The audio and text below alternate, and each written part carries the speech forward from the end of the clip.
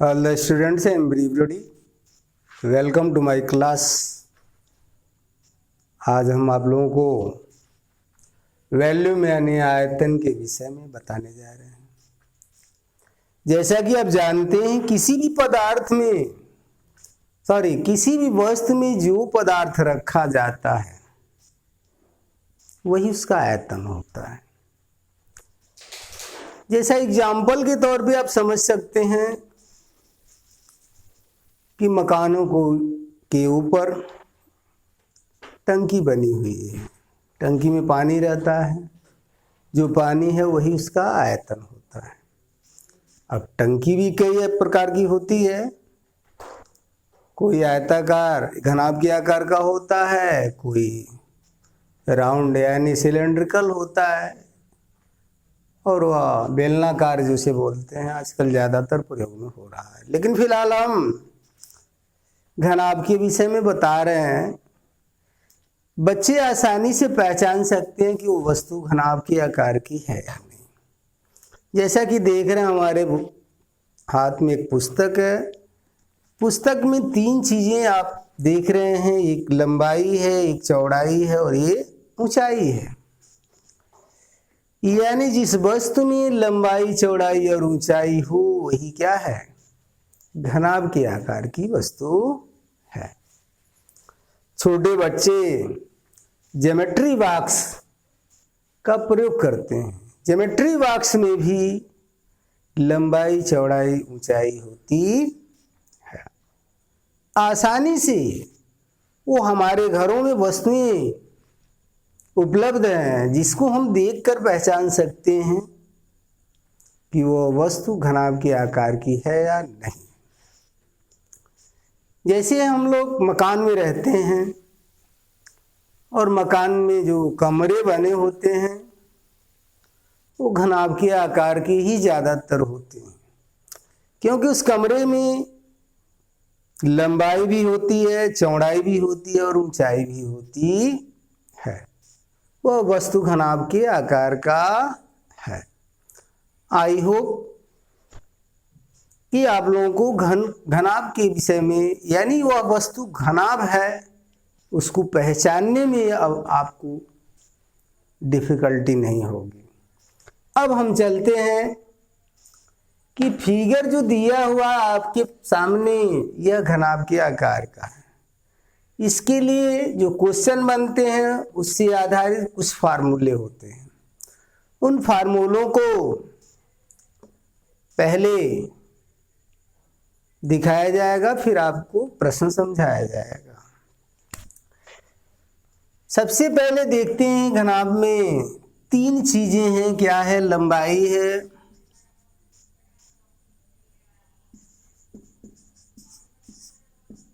जिसको L से प्रदर्शित करते हैं, चौड़ाई है जिसको B से,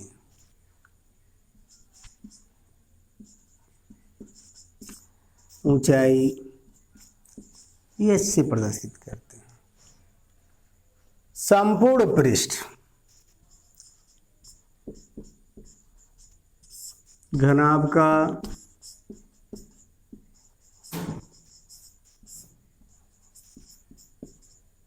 संपूर्ण पृष्ठ बराबर होता है दो ब्रैकेट में LB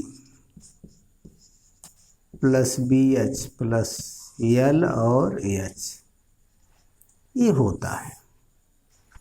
कहने का मतलब जैसे एक बॉक्स बनाते हैं, अगर उसको पेंट करना है तो अंदर बाहर दोनों तरफ पेंट करना पड़ता है। तो इस फार्मूले के जरिए कितना वह लंबा चौड़ा है उतना एरिया हम निकाल सकते हैं। फार्मूला प्रयोग हो सकता है, निसंदेह उसका क्षेत्रफल आपको मिल जाएगा।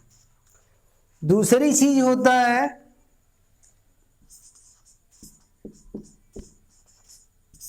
घनाभ का विकर्ण। विकर्ण का मतलब ये होता है L का स्क्वायर प्लस B का स्क्वायर प्लस h का स्क्वायर। विकर्ण वह होता है जैसे कोई कमरा है, अधिक से अधिक लंबा छड़ रखा जाएगा तो एक कोने से दूसरे कोने के ऊंचाई तक पहुंचते हैं। मतलब इस तल से शुरू करेंगे तो इस ऊंचाई पर आएंगे। ये कमरा है निचला तल का और ये ऊंचाई इसकी है, तो यहां से छड़ हम इतना लंबी अगर रखते हैं तो उसकी लंबाई ज्ञात करने के लिए इस फार्मूले का प्रयोग करते हैं। तीसरा फार्मूला है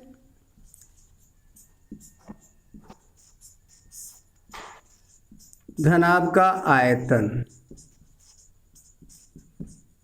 जिसे वॉल्यूम बोलते हैं।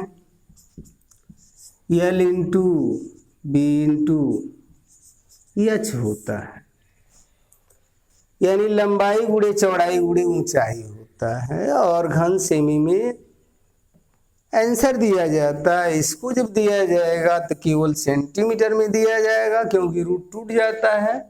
इसे वर्ग सेमी में दिया जाता है। ये बात आपको याद रखना है कि जब भी पृष्ठ या क्षेत्रफल पूछता है तो मीटर हो तो मीटर स्क्वायर में लिखेंगे लास्ट में, अगर सेंटीमीटर दिया है तो सेंटीमीटर स्क्वायर में लिखेंगे।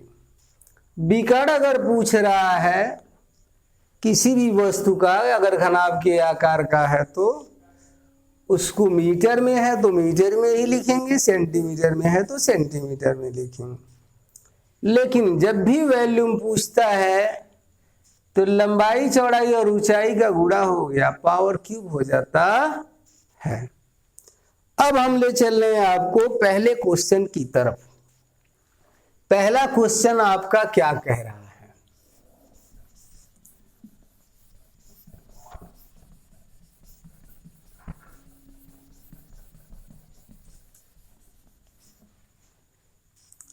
पहला क्वेश्चन ये कह रहा है कमरा है जिसकी लंबाई दिया हुआ है 12 मीटर, यानी L बराबर दे दिया है 12 मीटर।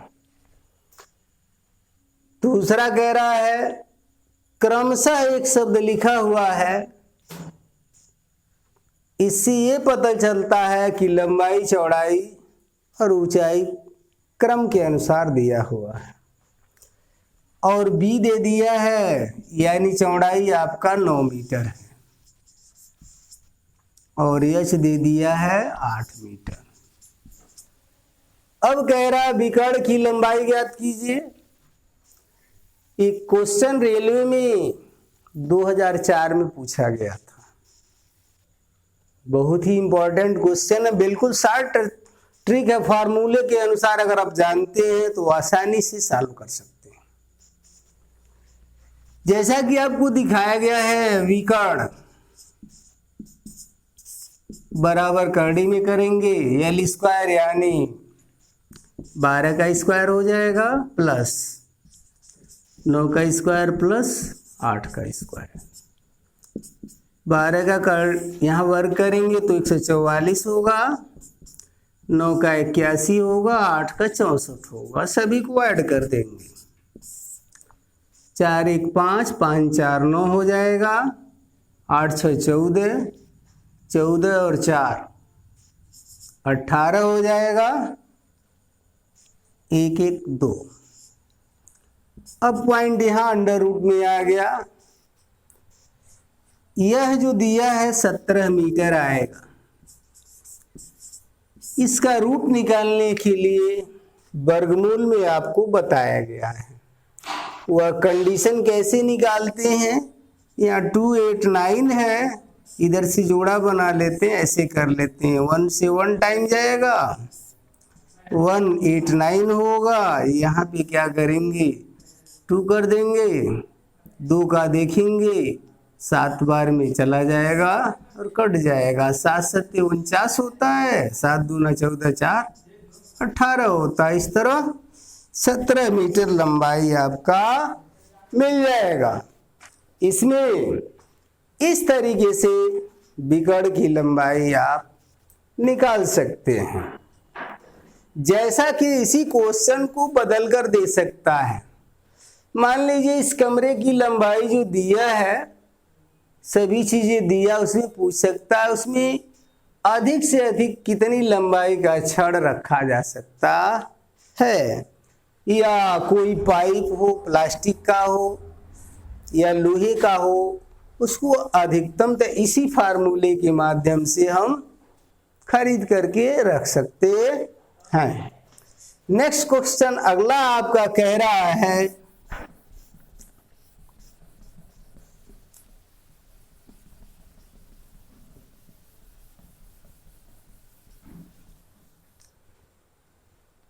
दूसरा क्वेश्चन देखिए,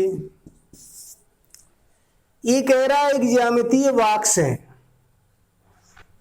ज्योमेट्री बॉक्स सभी विद्यार्थी प्रयोग करते हैं, जिसकी माप दी हुई है। अब माप दिया हुआ है तो सेंटीमीटर में दिया हुआ है, उसमें अधिक से अधिक कितनी लंबी पेंसिल रखी जा सकती है।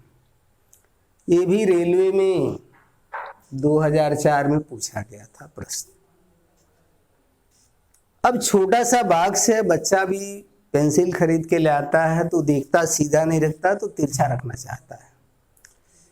अधिक से अधिक माप वाली पेंसिल ले लेता है और उसको देखता कितनी लंबी है, उतना छोटा करके उसमें रख देता है तिरछा सीधा करके। इसी चीज को हमें ज्ञात करना है, तो इसमें लिखेंगे पेंसिल की लंबाई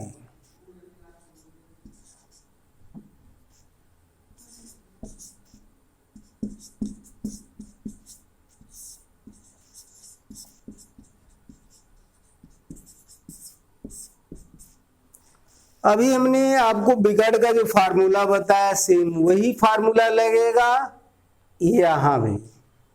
देखिए कड़ी में क्या हो जाएगा, 8 सेंटीमीटर तो 8 का वर्ग हो जाएगा, प्लस 6 सेमी 6 का वर्ग हो जाएगा, प्लस 2 सेमी इसका वर्ग हो जाएगा। यानी जो बॉक्स है 6 सेंटीमीटर, 8 सेंटीमीटर लंबा है, 6 सेंटीमीटर चौड़ा और 2 सेंटीमीटर ऊंचा है। अब हम यहाँ पे इसका स्क्वायर निकाल लेंगे, अंडर रूट के तहत लिख देंगे 64, 36 और 4, इसको ऐड कर देंगे। 2 दूना 4 होता है, 6 से 36 होता है, 8 28 64 होता है, यानी वर्ग किया जा रहा है। यहाँ भी इसको जोड़ लेंगे, 4 और 6 10, 10 4 14 हो जाएगा, 6 और 3 9 हो जाएगा,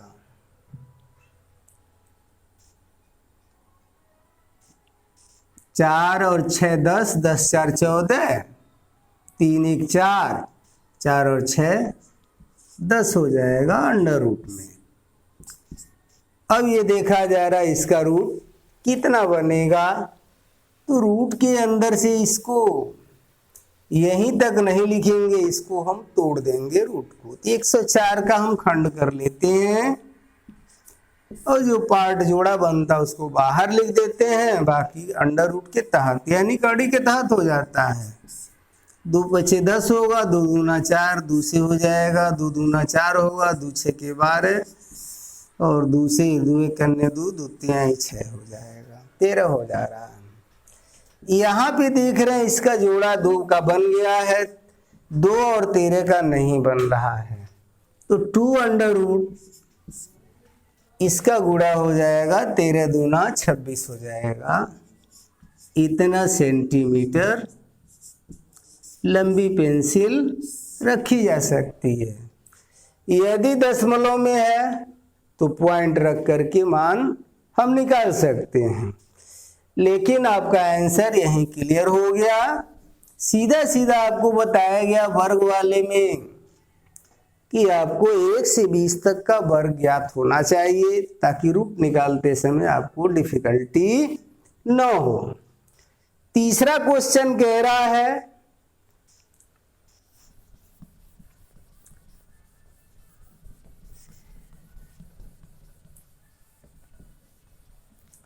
तीसरे क्वेश्चन में कह रहा है एक दीवार है, हम सभी लोग घर में रहते हैं, उस मकान में दीवारें होती जानते ही हैं। कह रहा है जिसकी माप दिया है 5 मीटर लंबी है, 3 मीटर चौड़ी है और 20 सेंटीमीटर मोटी है। एक दीवार सिर्फ दिखाया गया है, न कि कोई कमरा बनाया गया है, लेकिन वो दीवार अपने आप में एक घनाभ के आकार की है। जिसमें लंबाई चौड़ाई मोटाई आ जाए वही घनाभ है, जैसा कि हमने बुक को आपके सामने दिखाया था। अब कह रहा है एक ईंट की माप दिया हुआ है, तो ईंट की माप में भी लंबाई चौड़ाई ऊंचाई दिया है। अब उस दीवार को बनाने में कितने ईंटों की आवश्यकता होगी? ये भी ESM यानी रेलवे में 2004 में क्वेश्चन पूछा गया था। अब ध्यान दीजिए इसमें हमें क्या करना है। तीसरे क्वेश्चन में लंबाई चौड़ाई ऊंचाई जब तीनों का प्रयोग हो रहा है, उस वस्तु में जितना बनाने में जो जितनी चीजें वस्तुएं मटेरियल लग रहा वो टोटल आयतन होता है। तो यहां लिखेंगे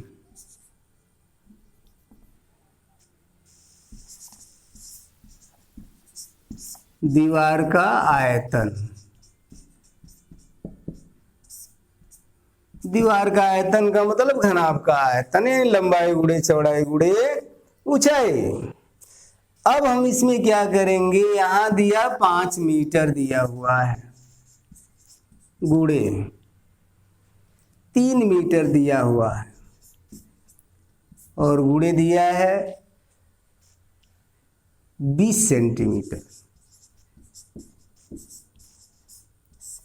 यानी इतना लंबा है, इतना ऊंचा, इतना चौड़ा है। कंडीशन ये कह रहा है या तो सब मीटर में होना चाहिए या तो सेंटीमीटर में होना चाहिए। हम नीचे देख रहे हैं क्वेश्चन में ईंट की माप सब सेंटीमीटर में दिया है, इसलिए इसको भी हम सेंटीमीटर में बदल लेते हैं। 5 में 100 से गुणा हो जाएगा तो 500 हो गया, 3 में 100 से गुणा हुआ तो 300 हो गया और 20 गुणे कर दिया गया। अब इसका गुणा कर देंगे, यहाँ पे 3 दूना 6, 6 पचे 30, जीरो जितने बचे हैं गिन लीजिए, 1 2 3 4 5 और बढ़ा लीजिए। इतना घन सेमी हो गया। ये दीवार का आयतन हो गया। अब हम एक ईंट की माप दिया हुआ है उसका आयतन निकालेंगे।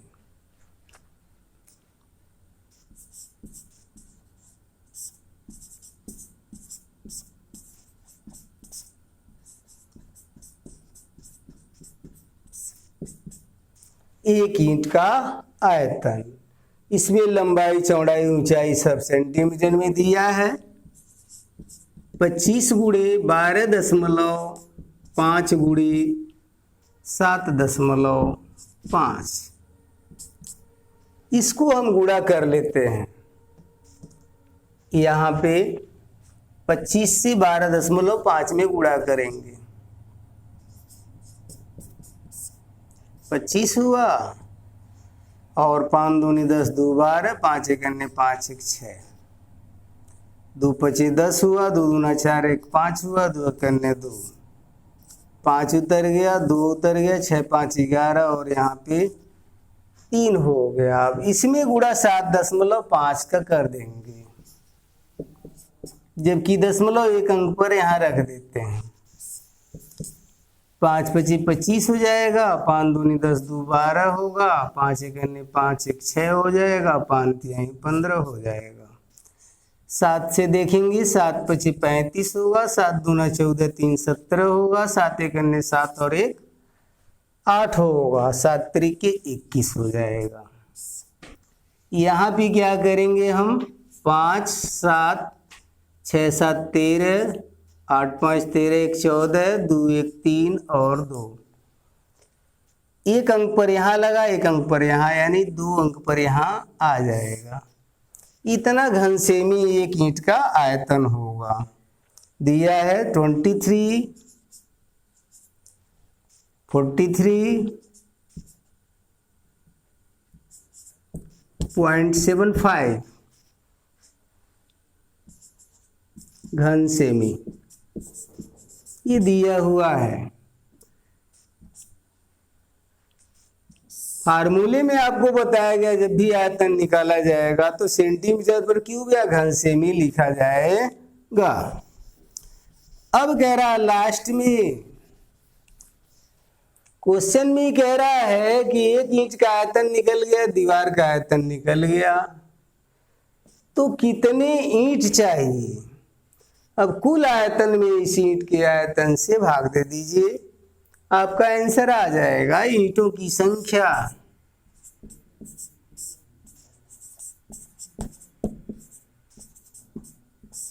बराबर ये दिया है 32,450।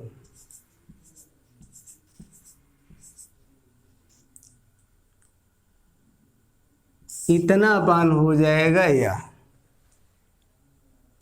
43.75 100 से मल्टीप्लाई कर देंगे तो दशमलव समाप्त हो जाएगा। 30 हो जाएगा, 2 4 5 पहले से दिया, 2 और बढ़ जाएगा बटा इस कर लेंगे 23 43 और 75। रीजन ये है कि यहाँ पॉइंट हटाने के लिए 100 से गुणा करना पड़ा है तो 100 ऊपर भी बढ़ जाएगा, 2 जीरो बढ़ गया है। ऊपर में देखा गया 2 4 6 है, लेकिन नीचे में देखिए 2 4 6 और 8 हो गया। यहाँ तक क्लियर हो गया। अब आप इसको क्या करेंगे, काट देंगे। अब काट करके छोटा करने के लिए सबसे पहले हम 5 से काटना शुरू करते हैं। 5 6 के 30 होगा और 0 उतर जाएगा। 2 2 4 2 6 1 7।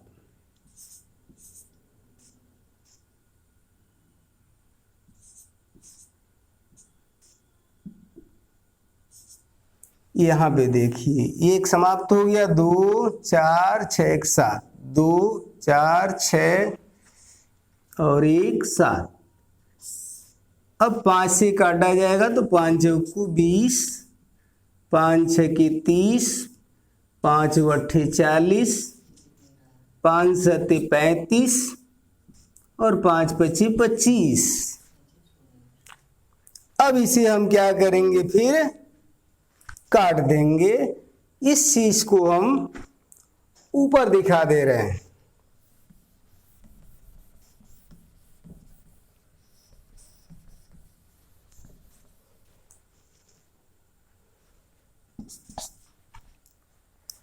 सिक्स दिया हुआ है, 2 4 6 1 7 0 है।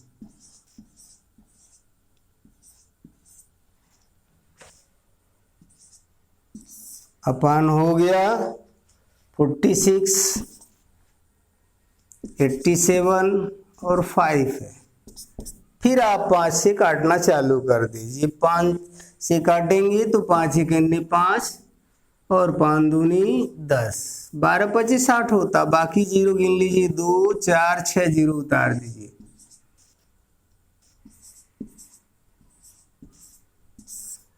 5 से भाग दे दीजिए, 5 9 45 होगा, 1 होगा, 5 3 15 होगा, 3 18 37 हुआ, 5 7 35 हुआ, 2 उतर जाएगा, 5 25 25 हो गया। इस तरीके से यह कटता हुआ चला जा रहा है। अब इसको हम काटेंगे।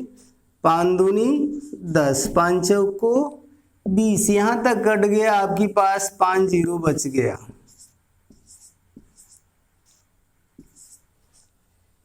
5 से इसे काट दीजिए। 5 1 5 होगा, 4 43, 5 अट्ठे 40 होगा, 3 37, 5 7 35 होगा और 5 25 25 होगा। अब हम क्या करेंगे, इसको फिर 5 से डिवाइड करेंगे। 5 चौको 20 होगा, 5 अट्ठे 40 हो गया। अब आपके पास 4 0 बच गया। 5 3 15 होगा, और 3 18 37 हुआ, 5 7 35, 5 5 25 हो गया।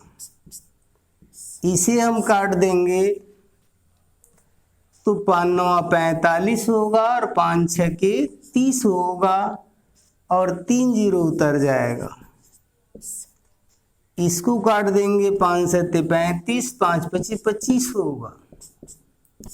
इसे हम काटेंगे, 5 से 5 1 5 होगा, 46 हुआ, 5 9 45 हो गया, 5 दूनी 10 हो गया, 00 आ गया। इसको काटेंगे तो 5 1 5 होगा, 5 5 25 होगा। अब इसे हम फिर 5 से काट देंगे। 5 से जैसे ही कटेगा तो 5 3 15, 5 8 40, 5 चौको 20 और 1 0 हो गया, बटा 5 3 15 हो गया। अब लास्ट स्टेप में हम पहुंच चुके हैं।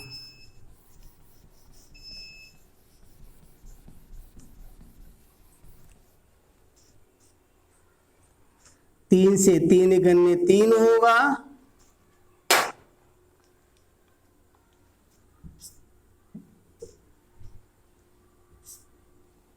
और यहाँ पे 3 दूना 6 होगा, 3 8 24 होगा, 0 होगा। इस तरीके से पता चल जाएगा कि 1280 ईंट लगेंगे। कैलकुलेशन आप इस तरीके से कर सकते हैं। कंडीशन ये है कि ऐसा क्वेश्चन में आपको फास्ट तरीके से कैलकुलेशन अनिवार्य है, तब आसानी से आप क्वेश्चन को कम समय में सॉल्व कर सकते हैं।